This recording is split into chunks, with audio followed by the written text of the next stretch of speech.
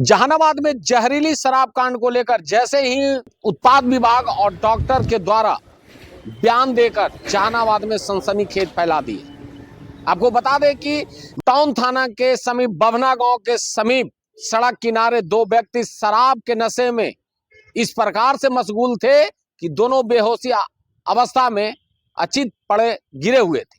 वहीं टाउन थाना के द्वारा दोनों व्यक्तियों को उठाकर सदर अस्पताल जहानाबाद लाया गया, जहां डॉक्टरों द्वारा इलाज के दौरान बताया गया कि जहरीली शराब पीने से दोनों इस प्रकार से बेहोश हैं, स्थिति नाजुक है और नाजुक रहने के अगर जिस प्रकार से स्थिति है उस स्थिति में अगर थोड़ा सुधार होता है तो ठीक, नहीं तो हम पटना पीएमसीएच भेज देंगे।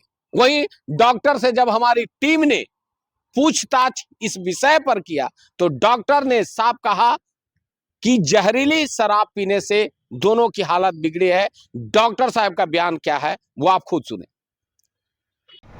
दो लोग अज्ञात व्यक्ति आए हैं, शराब पिए हुए हैं।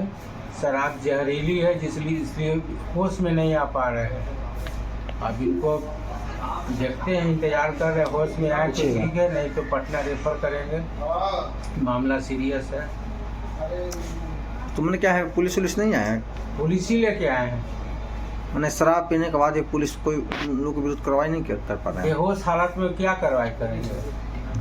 जब आदमी ही बेहोश है तो इसको लॉकअप में भी नहीं बंद किया जा सकता है। वहीं उत्पाद विभाग की टीम राजेश कुमार इंस्पेक्टर के द्वारा जब इस विषयों पर पूछताछ करने की कोशिश की गई तो डॉक्टरों द्वारा डॉक्टर पर सीधे तौर पर आरोप लगाए कि उनकी मानसिक संतुलन खराब था। इस प्रकार से अनलीगल बयान डॉक्टर के द्वारा दिया गया है। ऐसी कोई पुष्टि नहीं हुई है कि जहां शराब का सेवन किया। कल शाम को नगर थाना की पुलिस के द्वारा जो है दो व्यक्ति बभना के पास में बेसुध अवस्था में पड़े हुए थे, उनको हॉस्पिटल ले जाया गया था और उनका इलाज चल रहा था। और सुबह में लगभग 3-4 बजे के आसपास दोनों उपचार के बाद ठीक हो गए। और जैसा कि डॉक्टर से बात करने से पता चला है कि इस तरह का कोई बात नहीं था कि शराब उराब कोई पिया है या कुछ भी। और वो 2-3 बजे रात के बाद से जब उपचार के बाद पानी उनी चढ़ा है हॉस्पिटल में, जब ठीक हो गए तो स्वयं ही हॉस्पिटल छोड़ करके चले गए। एक व्यक्ति जो अपने घर चला गया, उसका नाम पिंटू चौधरी था, उससे हम लोगों की बातचीत भी हुई है, पूरी तरह से स्वस्थ है, इस तरह की कोई बात नहीं है। जो चिकित्सक हैं जो इलाज कर रहे थे उनका कहना है कि जहरीली शराब के कारण तबीयत बिगड़ी है।